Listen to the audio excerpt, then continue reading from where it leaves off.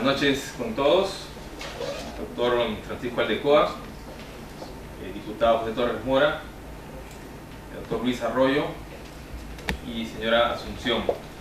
Amigos, compañeros, compatriotas, para nosotros es una gran satisfacción el día de hoy poder presentar ante la comunidad peruana y latinoamericana y española la última obra del presidente Alan García, que es el libro Pida la palabra por la plenitud, la libertad y el éxito. Este evento, organizado conjuntamente con la Asociación Reencuentro, mi persona como becario de la FIAP y de la institución Goberna y del Comité Aprista de Madrid, tiene por objetivo dar a conocer la obra del presidente Alan García, en especial en una característica que todos conocemos en él, que es un gran orador y que es un gran comunicador. Y quisiera recordar que cuando él vuelve el 2001, el 27 de enero, las encuestas describían que solamente tenía el 2% de aceptación popular. Al cabo de 5 meses, él obtuvo el 47% de la votación nacional, quedando en segundo lugar en las elecciones presidenciales de aquel año.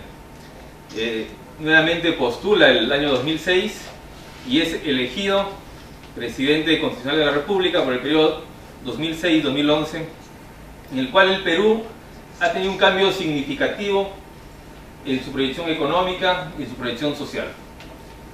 Dando cifras objetivas y reconocidas internacionalmente, el Perú en el periodo 2006-2011 ha tenido un crecimiento económico del 7,2%, el más alto crecimiento económico en América Latina, ha tenido un avance social importante, con una gran inversión tanto privada como nacional.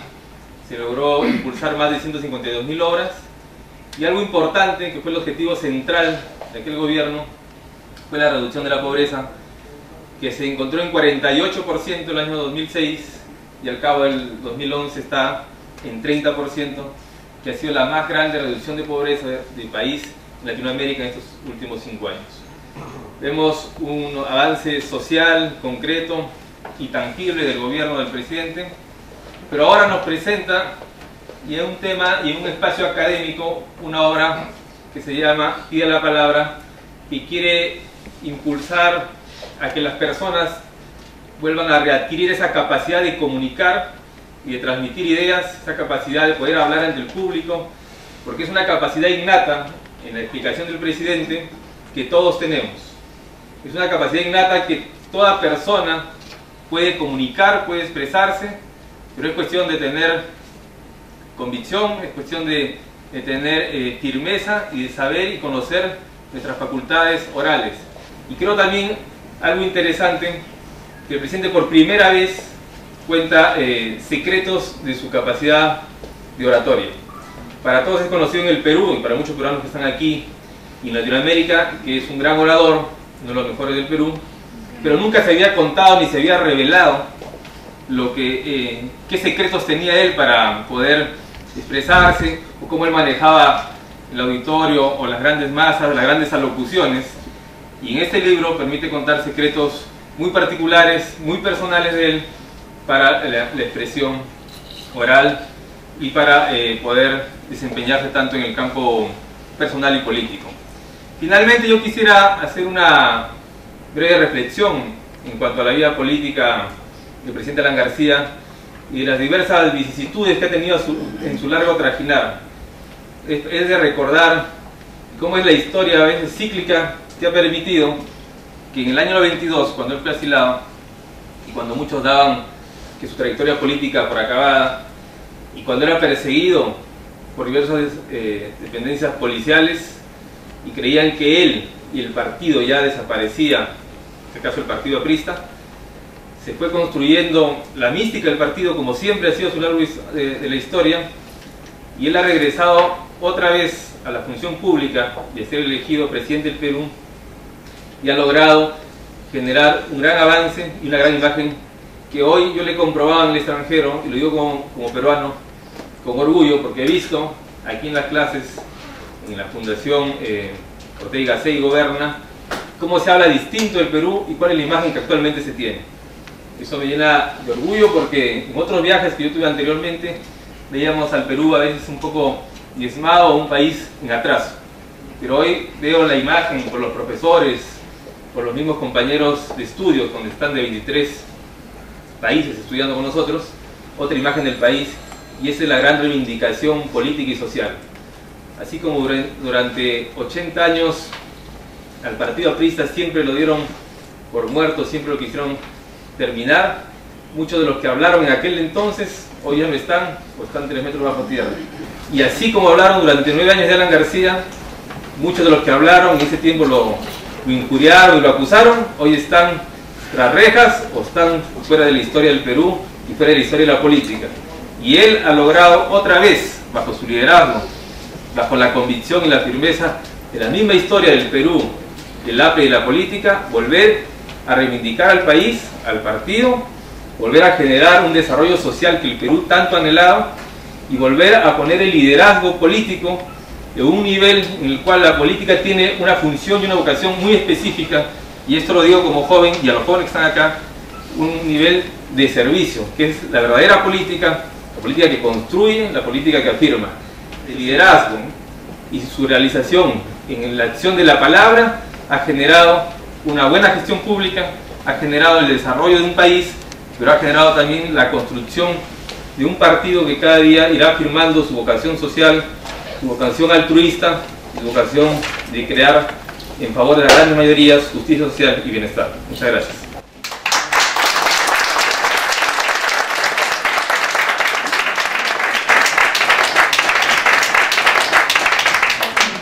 Un video del reencuentro, como les decía, 27 de enero del año 2001, para que conozcan al personaje en su verdadera performance. Compañeros, pueblo de Lima, saludo emocionado después de 9 años al pueblo peruano que supo ponerse de pie, marchar por las calles, lavar las banderas y echar a la dictadura para recobrar la libertad.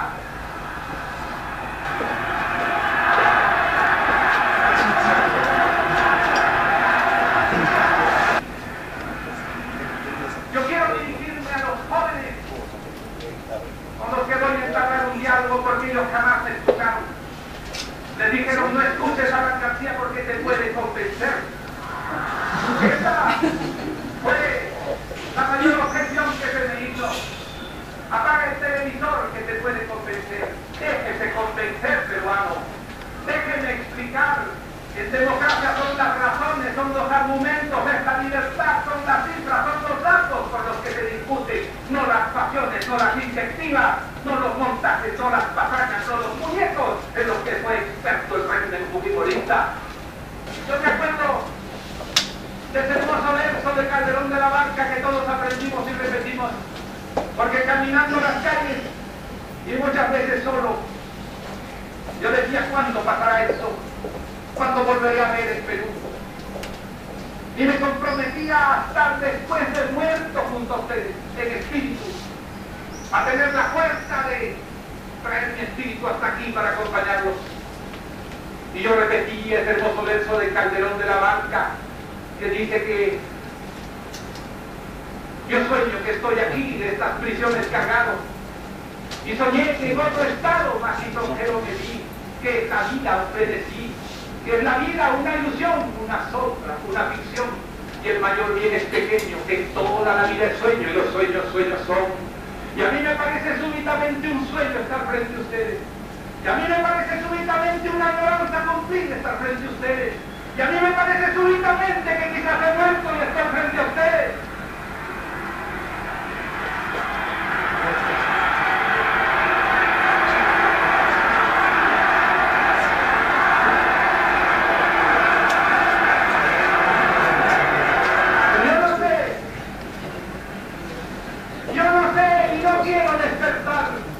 Ni odios, ni rencores, ni gritos, ni vejables. Perdono a todos los que me gritan. Perdono a todos los que me injuriaron. Perdono a todos los que me dejaron. Perdono en nombre del Perú. No sé a dónde me conduzca la vida. No sé si me lleve a la muerte, pero aquí estoy entregando todo lo que soy otra vez al servicio de la patria.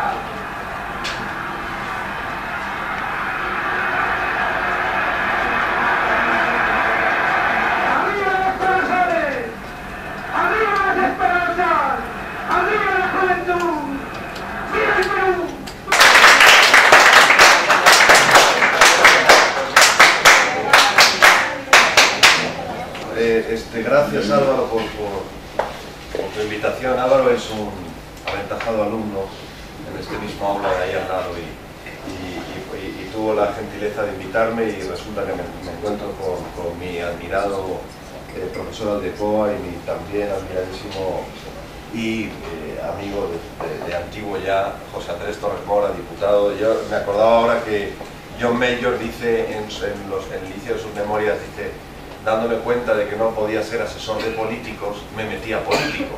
Y a mí me pasó exactamente lo contrario. Yo, dándome cuenta de que no podía ser político o catedrático de universidad como ellos dos, me metía a asesor de políticos, ¿no? Una tarea muchísimo más modesta, sin duda, que la de ellos, ¿no? Bueno, yo comparto con vosotros, si os parece bien, en 10 puntos muy breves, que espero que no se os hagan pesados, sino al contrario, lo que yo he encontrado en el libro, en comparación también con otros textos sobre oratoria y sobre comunicación que hay por ahí, que los hay.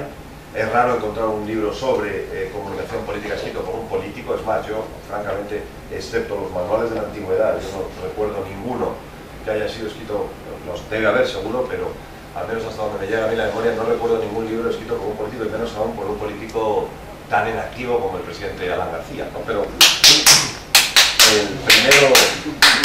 el primero se ve que hay pasión por el presidente Alan García, que yo comparto, sin duda. Bueno, entonces 10 puntitos rápidos que espero también que no se solapen con los de mis compañeros de mesa, ¿no? En primer lugar, el presidente Alan García explica en el libro, yo creo que el libro está lleno de eso, ¿no? El libro explica que esto no va de palabras, esto va, lo explica él muy bien ya en las primeras páginas, esto va de emociones, ¿no? Y lo que se ve en este vídeo que nos ha mostrado Álvaro y que es indiscutiblemente una de las piezas más notables, digamos, de la oratoria del presidente Alan García, es que no es solo lo que está escrito en el texto, es la emoción que suscita lo que está escrito en el texto, con el acompañamiento del gestual, del animal político que Alan García es, o que cualquier orador trata de ser también, ¿no? Es lo que él llama la sinestesia, palabra que ilustra a lo largo del texto. Él habla varias veces de la sinestesia, ¿no? Y él lo explica con un ejemplo también en el inicio del texto, y es aquel ejemplo del limón, ¿no? Cuando vemos a alguien chupar un trozo de limón, nosotros mismos notamos la acidez del limón, aunque no lo estemos catando como el otro, ¿no? A eso le llama sinestesia, es decir, la capacidad de trasladar emociones de manera vicaria, de manera, digamos, intermediaria, ¿no? Y el presidente García pone innumerables ejemplos a lo largo del texto de que esa es la oratoria de verdad. El manejo de la palabra no es simplemente una bella escritura sobre un papel, sino muy al contrario, es al final el reflejo de un conjunto de emociones que en la política además generalmente son emociones que están muy a flor de piel y que suelen ser el eje, digamos, de la acción política, ¿no? El segundo punto, que tiene relación con el anterior y que también nos lo muestra con este vídeo, ¿no? También lo demuestra específicamente con este libro, es que la buena oratoria no es prosa, la buena oratoria es poesía, y tiene elementos de poesía. No solamente porque el presidente Alan García es un amante de la poesía, que también se ve en el libro, él cita Rubén Darío, cita Lorca, cita Neruda, y en este caso pues no solo cita, sino que glosa a Calderón de la Barca, ¿no? Pero no solamente porque él ame la poesía, sino porque él explica en el texto que la buena oratoria es poesía. Dice el presidente García, dice que la buena oratoria es irrepetible, y es verdad, dice él, es como un aria operística, es irrepetible, solo se produce en el momento en el que se canta, ¿no? Pero decía, el tercer punto es, el orador nace en parte, y es verdad, lo ha glosado Álvaro, que todos tenemos en realidad la capacidad de ser de alguna manera buenos oradores, y desde luego todos nacemos con la capacidad de comunicar, ¿no? Pero es verdad también, y el presidente García lo explica durante el libro y lo demuestra con la propia obra, que además el orador se hace de comunicación, pero el libro es un poema en cuanto a eso también. El libro muestra muy bien cómo el trabajo arduo, tenaz de la buena oratoria y de la buena retórica, ¿no? Como decía Churchill, las flores de la retórica son flores de invernadero, no florecen así de repente. Las flores de la retórica se cuidan, se van alimentando, se riegan poquito a poco, luego Cuarto punto, también me parece muy interesante, y que él solo dice de pasada, es el secreto del ritmo y en particular el secreto del número 3, ese número mágico de la comunicación. Hay un estudio reciente que él no cita aquí, pero que yo conozco y que explica que prácticamente 2/3 de los aplausos que se producen en los mítines, es un dato increíble, pero es cierto y muy demostrable, prácticamente 2/3 de los aplausos en los mítines son posteriores a una tríada.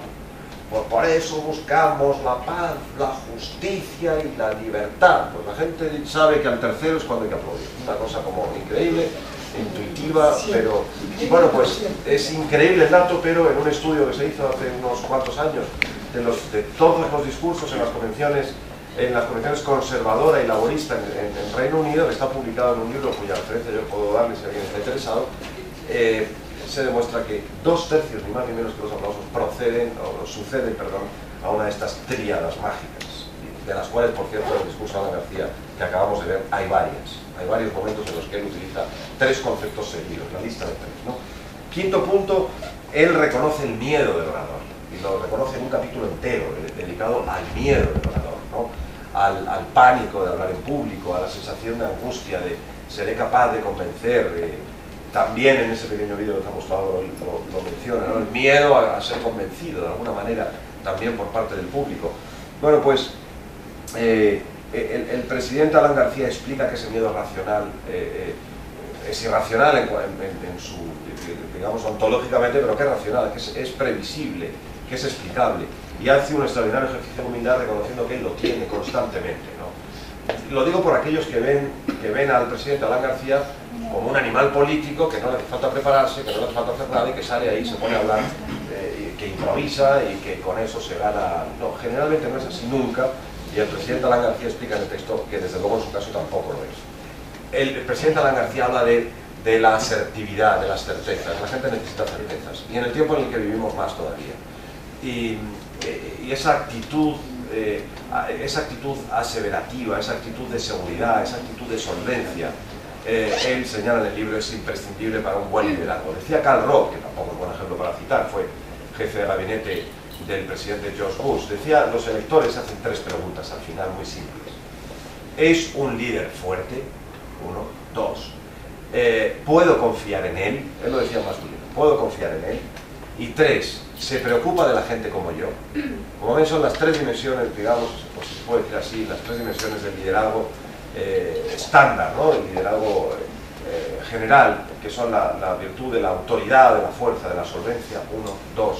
La virtud de la virtud o la cualidad de la confianza, de la confiabilidad, si quieren, capacidad de inspirar confianza. Y 3. La cercanía, la empatía, ¿no? De nuevo, por cierto, 3 preguntas que resultan mucho más sonoras que 2 o que 4, ¿no? Brazos, manos, ojos, voz y cuerpo, dice él, que curiosamente, y seguramente sin que los dos se hayan puesto de acuerdo, son lo que Juan Tamarí, el gran mago español, que quizá ustedes conozcan, seguro que los españoles lo conocen muy bien, el gran mago Juan Tamarí denomina los 5 puntos mágicos, el mago también, ¿no? Que es el manejo, insisto, el manejo de los brazos y de las manos, capaces de hacer trampas en la magia y capaces de inspirar y también de engañar eventualmente en la política. Las manos, decía, los ojos, fundamentales, y por eso explica que el presidente reniegue tanto del prompter, ¿no? La capacidad de empatizar directamente con la gente, mirándole a los ojos.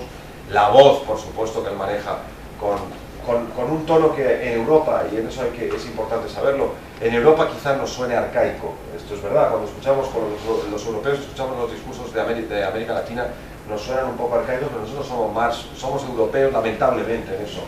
Somos más retraídos, somos más formales, somos un poquito alemanes en eso, aunque nos gustaría ser más, seguramente, caribeños y por supuesto peruanos en estos aspectos, ¿no? Pero no, ese manejo extraordinario de la voz que en América Latina se ejercita mucho más que en Europa, sin duda, y particularmente más que en España. Y finalmente el cuerpo, ¿no? La maestría con la que el animal político del presidente García se mueve sobre el escenario, seduce al público, se acerca, se agacha, etcétera, que de nuevo es tan poco frecuente verla en Europa. Los trucos de la retórica, que son trucos milenarios, La oratoria y la retórica no han cambiado nada en los últimos 2500 años en realidad. Prompter aparte, ¿no? Pero no han cambiado tanto y los trucos sí son milenarios. Los menciona él en el libro, los describe muy bien, la anáfora, la enumeración, la metáfora, por supuesto, la metáfora, el uso permanente de la metáfora, al que quizá José Andrés le dedique un rato, somos los dos grandes amantes de la metáfora. La hipérbole, incluso, la exageración, me hierve la sangre, me embarga la emoción, etc., ¿no? Y que seguramente en textos de conferencia no son tan eficaces, pero que en la política son tan necesarios, en el encuentro con los tuyos, en la lucha contra el adversario son tan importantes. Y finalmente, la importancia del contexto, ¿no? El presidente Alan García es presidente en un contexto que antes ha referido Álvaro de manera más o menos minuciosa. Es presidente entre dos tiempos, con una dictadura en el medio, con un conflicto político de primera dimensión. El presidente primero, Fujimori después, vuelve otra vez a encontrarse con su pueblo. Y en ese contexto, el presidente Alan García produce esos hitos, digamos, es la despedida violenta, digamos, es el exilio, primero es el acceso a la presidencia, después es el exilio, es la salida del país, después es la vuelta al país que hemos encontrado que vemos en este vídeo. Y por tanto, y eso hace que el presidente Alan García, digamos, se comporte de una manera determinada en un contexto político cierto, ¿no? Lo que quiero decir es que lo que también se explica en el libro es que el liderazgo es extremadamente contextual. Uno puede ser un líder extraordinario, y como el presidente Alan García deja en el libro, a lo largo de todo el libro, aunque no le dedique un apartado específico a ello, explica durante todo el libro la importancia del liderazgo, de la comprensión del público, de saber cuál es el estado de ánimo del público para hacer llegar las palabras adecuadas. Las palabras veraces, por supuesto que sí, pero también verosímiles, también palabras capaces de emocionar, capaces de trasladar al público eso que el presidente llama la poesía de la oratoria, ¿no? Que, insisto, y termino por donde empecé, las palabras no son nada más que notas en un pentagrama que después hay que interpretar, que después hay que interpretar para que el público al final alcance a sentirlas, más que a entenderlas, a sentirlas y a vivirlas. Eso es lo que consigue el presidente Alan García, lo que ha hecho a lo largo de su vida política, como en su faceta de orador, y es también, yo creo, lo que ha conseguido con este libro tan recomendable que él ha titulado Vida la palabra por la libertad, la plenitud y el éxito. Yo me imagino que me han invitado para hablar de este magnífico libro de Alan García, más que por mi condición de diputado, por lo que antes apuntaba Luis Arroyo. A mí me ha tocado, yo fui jefe del gabinete de Luis Rodríguez Zapatero cuando él era el líder de la oposición. O sea, a los 4 años que fue líder de la oposición, yo fui su jefe de gabinete, y en los gabinetes pues se preparan muchos papeles y también algunos discursos. Y a mí me tocó, pues, y me ha tocado en muchas ocasiones trabajar en discursos propios y ajenos.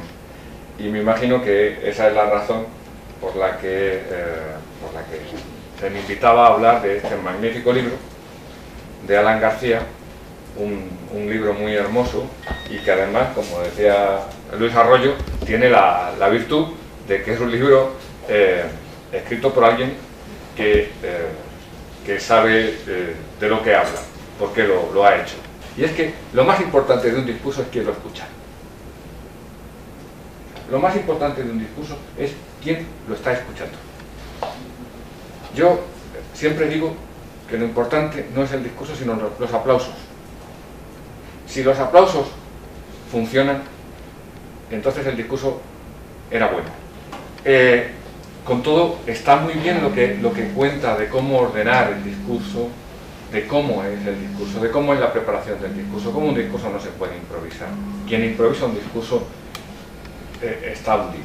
Había un viejo dicho, yo soy compañero de facultad, somos profesores en la misma facultad de Pachi Aldecoa, del decano Aldecoa, y siempre bromeábamos diciendo que en este mundo el que sabe hacer cosas las hace y el que no las explica en la facultad o escribe libros. Bueno, Alan García no solamente ha escrito el libro, sino que sabe, obviamente, sabe mucho de oratoria, de retórica.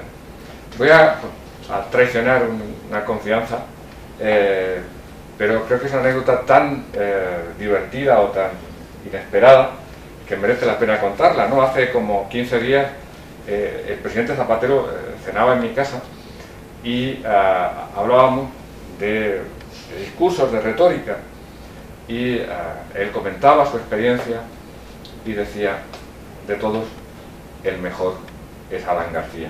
Yo no sabía ese día que me iba a tocar hablar de ella, pero mientras escuchaba, recordaba la frase del presidente Zapatero, que por cierto es alguien a quien le he oído también discursos muy poderosos. Andrés, me ha encantado tu exposición, y de Álvaro, que veo que para ser aprista hay que saber hablar bien, si no es imposible. Yo estoy aquí, yo creo que sobre todo me han invitado porque coincide que yo soy amigo de Alan García desde el año 71, y es decir, más de 40 años que hemos tenido pues una relación pues, con distintas etapas, pero en todo caso una relación intensa, en donde he conocido al personaje pues muy bien, y la conozco, y le sigo conociendo. Y para que tengan un primer flash de la primera imagen del personaje, lo recuerdo, es estas anécdotas que se cuentan, que al final no sé si estuve delante o no estuve delante, pero voy a contar que estuve delante, que cuando entró en nuestro despacho don Manuel Fraga, le dijo: ¿y este quién es? Y le dije: pues Alan García. Y dijo: perdone don Manuel, yo soy el futuro presidente de la República de Perú.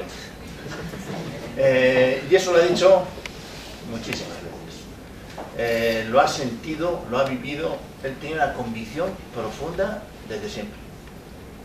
Tuvo oportunidad, es decir, yo le he conocido a él en 4 etapas distintas. La primera, en los 10 años del 70 al 80, especialmente en la Facultad de Ciencias Políticas, pero estuvimos en muchos sitios, en muchos congresos, en España, en Huelva tuvimos allí un encuentro importante, donde conocimos a la vez, no iba a contarlo, pero me sale ahora, le conocimos a la vez a la que luego fue su esposa, a Pilar, en ese congreso. Bueno, en fin, no quiero extenderme en anécdotas. Yo es la primera vez en mi vida que hablo de Alan García, pero bueno, lo hago con mucho gusto. Y después de leer su libro, incluso más. Él tenía una vocación tremenda por la capacidad de comunicar, de hablar desde el principio. Tenía una facilidad, y además tenía una facilidad no solo de hablar, sino que eso es algo que no se suele contar. Él cantaba muy bien. Él en aquella época, incluso en Madrid, yo creo que nos ha contado, él se ganaba algo la vida cantando en algunos bares, y lo hacía con un enorme sentimiento, porque además de cantar, pues recitaba, se mezclaba todo, desde el 90 hasta en el exilio. Le volvía a través de algunos compañeros peruanos, apristas. Otra vez tuvimos relación en París, cuando él estuvo allí, en Madrid, en Colombia y en otros sitios. Mucha relación. En ese momento ya vi que ya era el presidente. Y además la idea era otra vez, entonces ya era el presidente. Ya no es de, yo seré el futuro presidente, yo soy el presidente. Y la idea era clara: voy a volver a serlo. Eso estaba absolutamente, a pesar que las condiciones decían que eso era imposible. Cualquiera que esto no es posible, porque ya os acordáis las circunstancias políticas, que no se veía esa posibilidad. En la tercera etapa se abre cuando él es elegido presidente, que tiene a bien a invitarnos en la toma de posesión a un grupo de compañeros, a un grupo de amigos, y en español les invitó a 2, a Antonio Lago y a mí. Y el mismo día, la toma de posesión, el mismo día que el discurso que dice aquí lo pronunció, a la noche nos invitó en el Palacio de Gobierno a 10 o 12 personas. Entre ellos estaba, estoy intentando acordar, un familiar de Mitterrand, porque él tenía mucho relación con su mujer, que le ayudó en su estancia en París. Había un grupo de colombianos, estaba Michelle Bachelet, que no era amiga de antiguos, sino que, bueno, en distintas circunstancias, sabéis la capacidad que él tenía de relacionarlo todo. Y en principio era una cena que nos dio a sus amigos que le habíamos ayudado en el exilio desde hacía muchos años. Y bueno, yo me sentí muy... y estaba su hija Carla, asomaron sus hijos más jóvenes. En fin, fue el comienzo de la segunda presidencia. Y yo estoy seguro que hay una cuarta etapa. Yo estoy seguro que va a volver a ser presidente. Y que además, yo no lo he visto desde que ha dejado de ser presidente, pero estoy seguro, y tampoco tengo noticias, pero conociéndole cómo se desarrollaban las cosas, estoy seguro que así será. Y después fui a Perú. En un principio me iba a acompañar a Alain, no pudo ir porque no le dejaban entrar, y tuve la oportunidad de conocer a Víctor Raúl allá de la Torre. El recuerdo que tengo de Víctor Raúl es imborrable. A lo mejor no lo digo bien, pero lo recuerdo en el comedor aquel que no sé cómo se llamaba, el comedor del pueblo, pues con una, ya era entonces mayor porque había decidido ser un hombre de acción, con una gran afabilidad, y tuve oportunidad de conocer parte del territorio de Perú, incluso me llevó en su coche. Después he estado en Perú no sé cuántas veces, pero más de 30. Casi siempre yo creo que vinculado con los apristas, y siempre ha habido un compañero aprista que me ha tenido a bien acompañar. Yo he leído con atención el libro de Alain. Alain yo creo que tiene claro las tres cualidades que hay que resaltar en cualquier... Bueno, yo no tengo ni idea de comunicación, pero lo poco que a mí siempre me ha guiado, que es que tiene que haber una especie de coherencia entre pensamiento, palabra y acción. Y en Alain eso se ve con claridad. Estábamos todo el día subrayando, además subrayaba libros que me ponían nervioso con bolígrafo, pero estaba todo el día. Mira este libro, toca el otro libro, mira el otro. Es decir, hay una primera reflexión profunda de estudio.